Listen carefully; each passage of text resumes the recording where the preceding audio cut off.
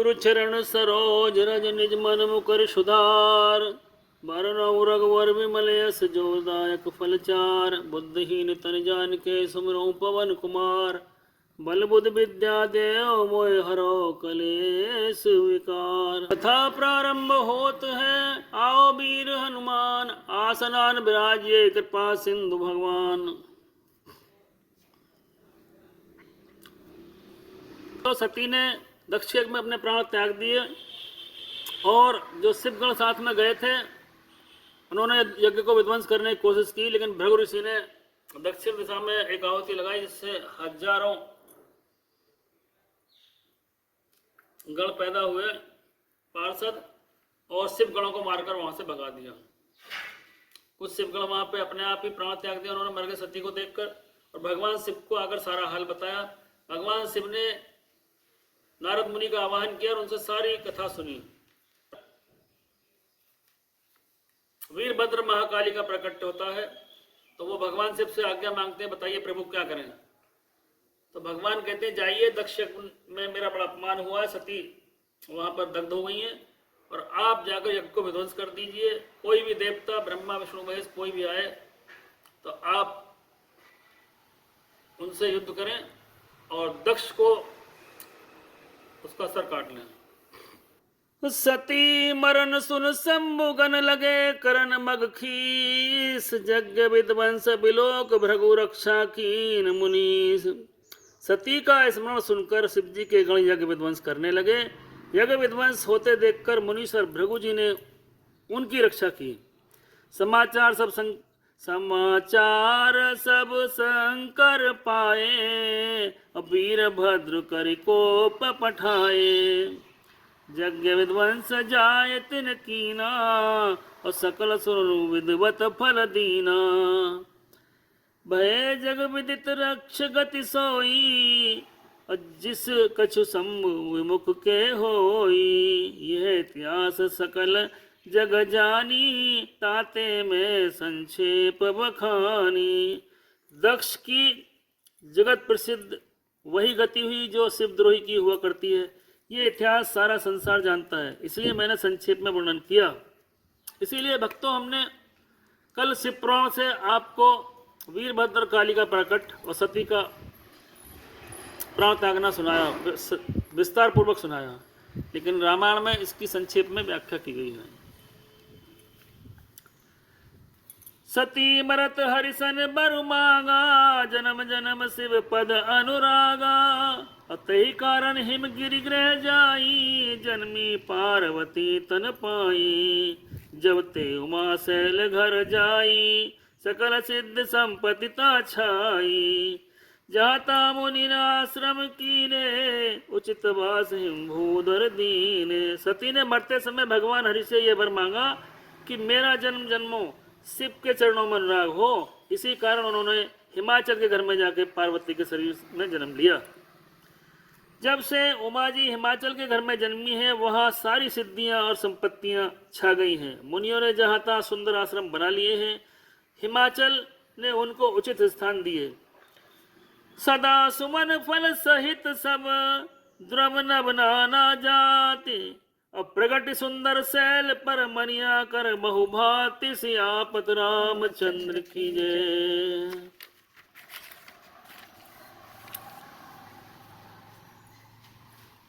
उस सुंदर पर्वत पर बहुत प्रकार के सब नए नए वृक्ष सदा पुष्प फल युक्त हो गए और वहां बहुत तरह की मणियों की खाने प्रकट हो गई। सरिता सब पुनीत जल बहई। और खग मृग मधुप सुखी सब रही। सहज बैर सब जीवन त्यागा। गिर पर सकल करई अनुरागा। सारी नदियों में पवित्र जल बहता है और पक्षी पशु ब्रह्मा सब सुखी रहते हैं। सब जीवों ने अपना स्वभाव बैर छोड़ दिया और पर्वत पर सभी परस्पर प्रेम से रहते हैं। सोहे सैल गिर जागृह आए। जिम जन राम भक्ति के पाए। नित नूतन मंगल गृह तासु। ब्रह्मादिक गावई जस जासु। पार्वती जी घर आ जाने से पर्वत पर ऐसा शोभामान हो रहा है जैसे राम भक्त को पाकर भक्त शोभामान होता है।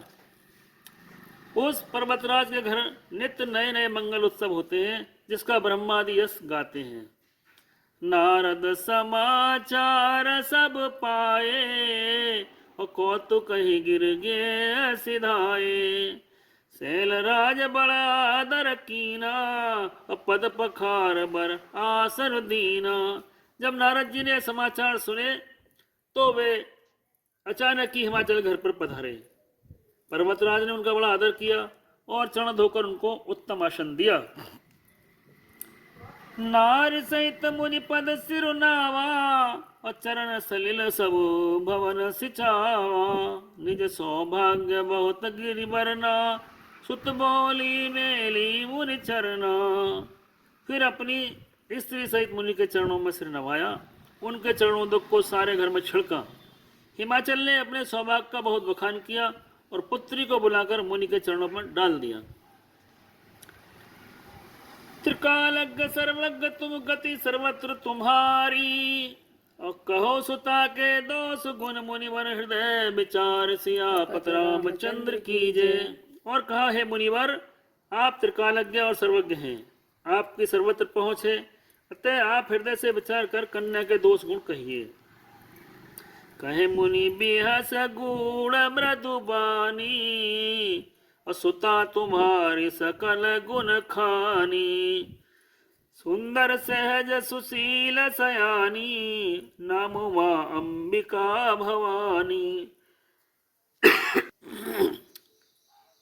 नारद मुनि ने हंसकर रहस्यपूर्वक कोमल वाणी से कहा, तुम्हारी कन्या सब गुणों की खान है, स्वभाव से ही सुंदर है, सुशील समझदार है। उमा, अंबिका और भवानी इसके नाम हैं। सब लक्षण संपन्न कुमारी, होए संतत पियई प्यारी। सदा चल ही कर ही बाता, हिते जासु पेई पित माता। कन्या सब सुलक्षणों से संपन्न है, ये अपने पति को सदा प्यारी होगी, इसका सुहाग सदा अचल रहेगा, और इससे इसके माता पिता यश पावेंगे।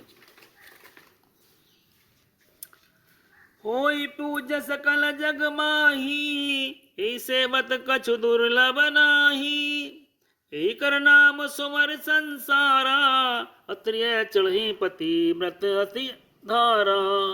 सारे संसार जगत में पूज्य होगी, इसकी सेवा करने से कुछ भी दुर्लभ ना होगा। संसार में स्त्रियां इसका नाम स्मरण करके पतिव्रत रूपी तलवार की धार पर चढ़ जाएंगी। सहल सुलक्षण सुत तुम्हारी, और सुनो जब गुण दुई चारी। अवगुण मान मात पितहीना, उदासीन सब संशय छीना। हे पर्वतराज, तुम्हारी कन्या सुलक्षणी है, अब इसमें दो चार जो अवगुण है वो सुने, उन्हें भी सुन लो। गुणहीन, मानहीन, माता पिता विहीन, उदासीन, संशयहीन, लापरवाह।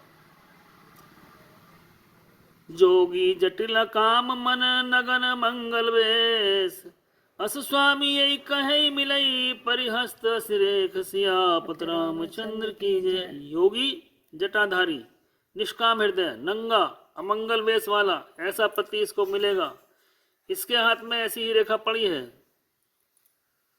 सुन मुनि गिरा सत्य जानी, दुख दंपति उमा हरसानी। नारद ये भेद न जाना, दशा एक समझ विगल गाना। नारद मुनि की वाणी सुनकर उनको हृदय में सत्य जानकर पति पत्नी हिमवान और मैना को दुख हुआ, और पार्वती प्रसन्न हुई। नारद जी भी इस रहस्य को नहीं जाना, क्योंकि सबकी बाहरी दशा एक सी होने पर भी भीतरी समझ भिन्न होती थी। असकल सखी गिर राज गिर मैना, पुलक शरीर भरे जल नैना। होई न मृषा देवर सी भाषा, उमा सुबचन हृदय धरि राखा। सारी सखियां पार्वती, पर्वतराज, हिमवान और मैना सभी के शरीर पुलकित थे और सभी के नेत्रों में जल आ रहा था। देवरसी वचन असत्य नहीं हो सकते, ये विचार कर पार्वती ने उन वचनों को हृदय में धारण कर लिया। उपजे शिव पद कमल सनेहू, मिलन कठिन मन भा संदेहू। जान को अवसर प्रीति दुराई, सकी उछंग बैठ पुन जाई। उन्हें शिव जी के चरण कमलों में स्नेह उत्पन्न हो गया, परंतु मन में संदेह हुआ कि उनका मिलना कठिन है। अवसर ठीक न जानकर अपने अपने प्रेम को छिपा लिया और फिर वे सखी की गोद में जाकर बैठ गईं। झूठ न होई देवर सिबानी, सोचई दंपति सखी सयानी। उर्धर धीर कहे गिरराऊ, कहूँ नाथ का करे उपाऊ। देव ऋषि वाणी झूठी नहीं होगी, ये विचार कर हिमाचल मैना और सारी चतुर सखियां चिंता करने लगी। फिर हृदय में धीरज धरकर पर्वतराज ने कहा, हे नाथ, कहिए अब क्या उपाय किया जाए। कहो मुनि सहिमबंत सुन जो विधि लिखा लीलार। देव धनुज नर नाग मुनि को न मिटे, निहार सियापत रामचंद्र की है। मुनीश्वर ने कहा, हे मान सुनो, विधाता ने ललाट में जो लिख दिया है उसी को देवता, दानव, मनुष्य, नाग और मुनि कोई भी नहीं मिटा सकते। तदपि एक मैं कहूँ उपाय, होई करे जो देव सहाई। जलबर में बरन्यौ तुम पाही, अमिलयु मई तस संशय नाही। तो भी एक उपाय मैं बताता हूँ, यदि देव सहायता करें तो वह सिद्ध हो सकता है। उमा को वर तो निसंदेह ही वैसा ही मिलेगा जैसा मैंने तुम्हें सामने वर्णन किया। जय जय बर के दो सब खाने, ते सब शिव पही में अनुमाने। जो विवाह शंकर सन होई, दोष गुण समक सब कोई। परंतु मैंने वर के जो दोष बताए हैं, मेरे अनुमान से वे सभी शिव जी में हैं। यदि शिव जी विवाह को तैयार हो जाएं, तो दोष भी सब लोग गुणों के समान ही कहेंगे। जो अहि संज शयन कर हरि, जो अहि सेज शयन हरि करहि। बुध कछु तीन कर दोष न धरहि। भानु कृषानु सर्व रस राखी, तिनकई मंद कहत को नाही। जैसे विष्णु भगवान शेषनाग की सैया पर सोते हैं, तो भी पंडित लोग उन्हीं को दोष नहीं लगाते। सूर्य और अग्निदेव अच्छे बुरे सभी रसों का भक्षण करते हैं, परंतु उनको कोई बुरा नहीं कहता। शुभ और अशुभ सलिल सब बहई, सुरसरी को अपनीत न कई। समरथ को नहीं दोष गुसाई, रवि पावक सुरसरी की नाई। गंगा जी में सुबह सुबह सभी जल बहता है, पर कोई उन्हें पवित्र नहीं कहता। सूर्य, अग्नि और गंगा जी की भांति समर्थ को कुछ दोष नहीं लगता।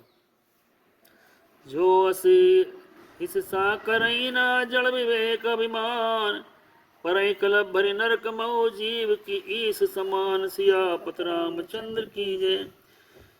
यदि मूर्ख मनुष्य ज्ञान के अभिमान से इस प्रकार होड़ करते हैं, तो वे कल भर के लिए नरक में पड़ते हैं।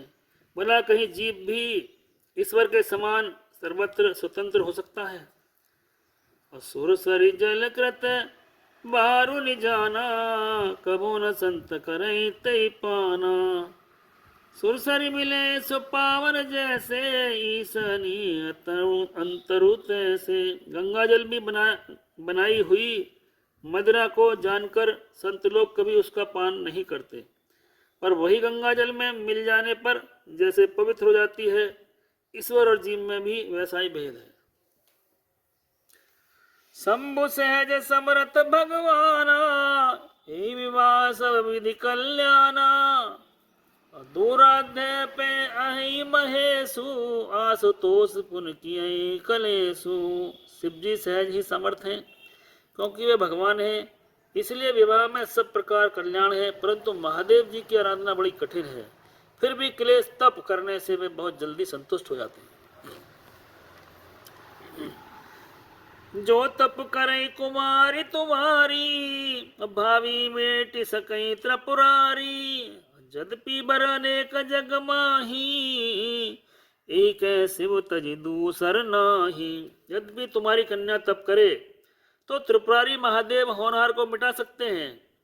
यद्यपि संसार में वर अनेक हैं, पर इसके लिए शिव जी को छोड़कर दूसरा वर नहीं है। वरदायक प्रणतारित भंजन, कृपा सिंधु सेवक मनरंजन। इच्छित फल बिन शिव अवराधे, लेन कोटि जोग जप साधे। शिव जी वर देने वाले, शरणागतों के दुखों का नाश करने वाले, कृपा के समुद्र हैं और सेवकों के मन को प्रसन्न करने वाले हैं। शिव जी की आराधना किए बिना करोड़ों योग और जप करने पर भी वांछित फल नहीं मिलता। अस कही नारद सुमर हरि, गिरजहि दीन आशीष।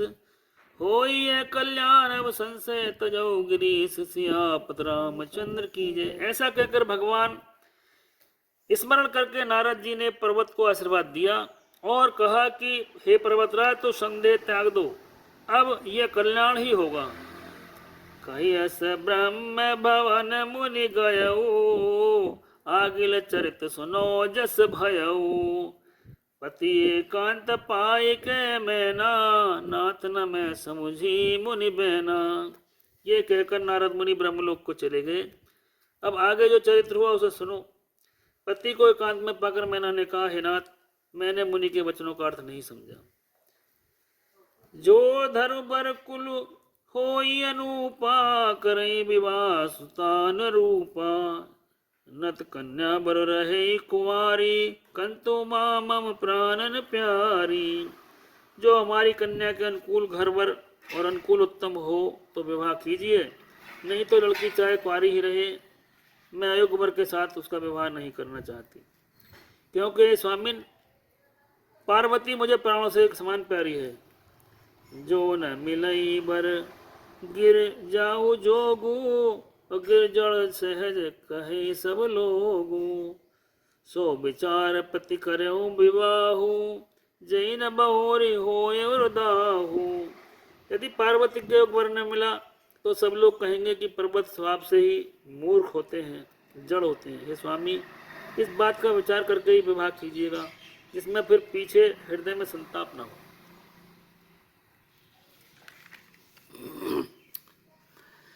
अस कही परि चरण धर सीसा, बोले सहित स्नेह गिरीसा। बर पावक प्रगटई सस माही, नारद बचन अन्यथा नाही। इस प्रकार कहकर मैना पति के चरणों पर मस्तक रखकर गिर पड़ी। तो हिम्मान ने प्रेम से कहा, चाहे चंद्रमा में अग्नि प्रकट हो जाए, पर नारद के वचन झूठे नहीं हो सकते। प्रिया सोच परिहरौ सब, सुमरौ श्री भगवान। और पार्वती निर्मऊ जई, सोई करई कल्याण। सियापत रामचंद्र की जय। हे प्रिय, सोचकर छोड़कर भगवान का स्मरण करो। जिन्होंने पार्वती को रचा है वही कल्याण करेंगे। अब जो तुम्हें सुता पर नेहू, तो अस जाए सिखावन देहू। करे सो तप जई मिलई महेशु, आनु पाय न मेट कलेसु। अब यदि तुम्हें कन्या पर प्रेम है तो जाकर उसे शिक्षा दो कि वह ऐसा तप करे जिससे शिव जी मिल जाएं। दूसरे उपाय से कलेश नहीं मिटेगा। नारद बचन सगर्भ सहे तू, सुंदर सब गुण निधि वृष के तू। अस विचार तुम तजऊ असंका, असवई भांति संकरु अकलंका। नारद जी के वचन रहस्य से युक्त और कारण है। शिव जी समस्त सुंदर गुणों के भंडार हैं। ये विचार तुम मिथ्या संदेह को छोड़ दो। शिव जी सभी तरह से निष्कलंक हैं। सुन पति बचन हरस मन माही, गई तुरत उठ गिर जा पाही। उमहि बिलोक नैन भर बारी, सहित सने गोद बैठारी। पति के वचन सुन मन में प्रसन्न होकर मैना उठकर तुरंत पार्वती के पास गई। पार्वती को देखकर उनकी आंखों में आंसू आ गए। प्यार से गोद में बिठा लिया। पार ही बार लेत उरलाई, अगद गद कंठन कछु कही जाई। जगत मात सर्वज्ञ भवानी, मात सुखद बोली मृदुबानी। फिर बार बार उसे हृदय से लगाने लगी। प्रेम से मैना गला भराया। कुछ कहा नहीं जाता। जगजननी भवानी तो सर्वज्ञ ठहरी। माता ने उनके दशा को समझ लिया। वे माता को सुख देने वाली कोमल वाणी से बोली, सुनई मात में दीख अस सपन सुनाऊं तोई, और सुंदर गौर सुबि विपप्र। सुनई मात में दीख अस सपन सुनाऊं तोई, और सुंदर गौर सुविप्रवर अस उपदेश मोह सियापत रामचंद्र की जय। माँ सुनो, मैं तुमसे सुनाती हूँ। मैंने एक ऐसा स्वप्न देखा कि मुझे एक गौरवर्ण ब्राह्मण ने ऐसा उपदेश दिया, जगमग जगमग ज्योत जली है, राम आरती होन लगी है। भक्ति का दीपक प्रेम की बाती, आरती संत करे दिन राती। भक्तों की यहाँ भीड़ लगी है, राम आरती होन लगी है। कनक सिंहासन सिया समेता, बैठे राम होय चित चेता। वाम भाग में जनक लली है, जगमग जगमग ज्योत जली है। आरती हनुमत के मन भामे, राम कथा नित शिव जी गामे।